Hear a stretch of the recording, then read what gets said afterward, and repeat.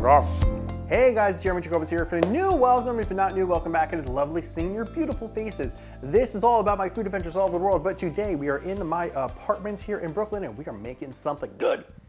We are making something called a Hong Kong French toast. Oh yeah. So I saw Chef Leah Cohen making this on her Instagram page. It seemed like a super easy, a super delicious recipe. So I'm just going to be recreating her recipe from that and seeing how it is, because I could only look at Instagram so long and not eat that food. I gotta eat that food. So let's get cooking. So first step, we have some Japanese milk bread here. If you wanna find out where the best Japanese milk bread in New York City is, I made a video about that. I'll put it in a link below. But Japanese milk bread is just like this amazing texture to it. It's this nice soft bite, but a real chew to it.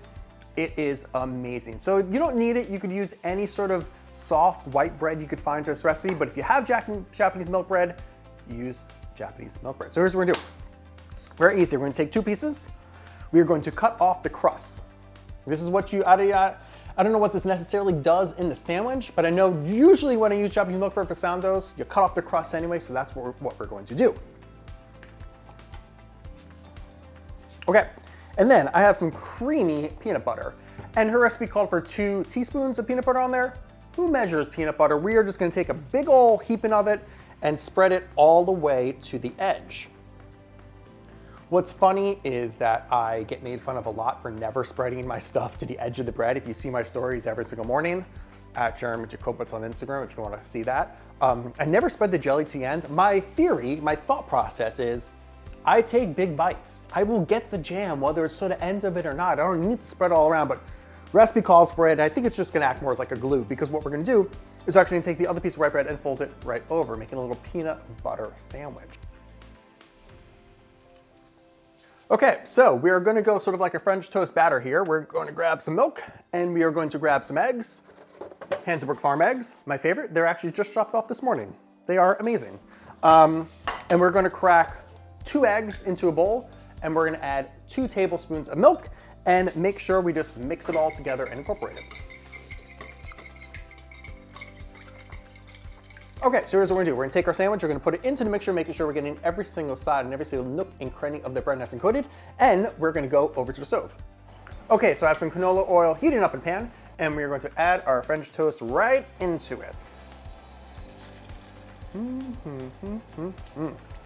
So what we're just looking to do is get nice, crispy, and brown on all sides.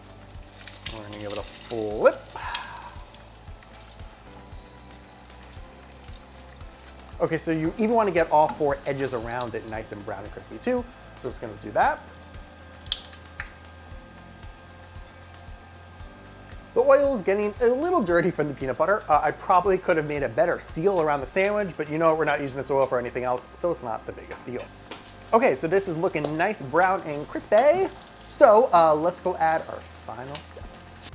How freaking delicious does this look? Oh my God. So next step, we are gonna add a nice old heaping of butter. I'm gonna go salted butter here.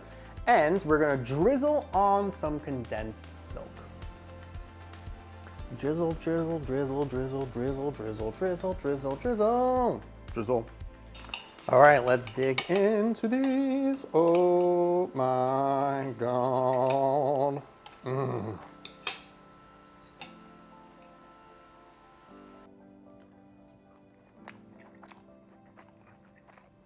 Wow. Oh my God. That is like a French toast times a million.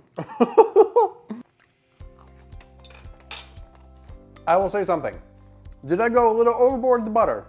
Yes, maybe I don't need that much butter, but overall, it's such a crazy nice balance of savory and sweet. I mean, you're getting like the nice custardy that you would expect from a French toast. Butter, obviously oozing through the whole bite. Cut back a little bit on butter if you want. That rich, creamy, sort of natural sweetness from peanut butter. And then all the sweetness from the condensed milk too. Like I said, like it's French toast, bajoom, explosion. Wow. And then I love how crispy it got. It's that just like crunch on the outside, super creamy on the inside, and just like an amazing mouthfeel, especially using that Japanese milk bread. You're just getting the absolute most perfect bite of French toast. Wow, wow, wow, wow, wow, wow, wow, wow, wow. Wow. All right, guys, hope you enjoyed this video. If you did like the video, hit the like button. That is very, very important. Comment below, let me know what you think about this recipe. Follow along for more food adventures, hit the notification bell, and if you want more recipes from Leah Cohen, you can go to her restaurant, Pig and Cow, right here in New York City, or, well, she has a cookbook, Lemongrass and Lime. Some amazing recipes there. Love her food. This was amazing. Thank you guys for watching.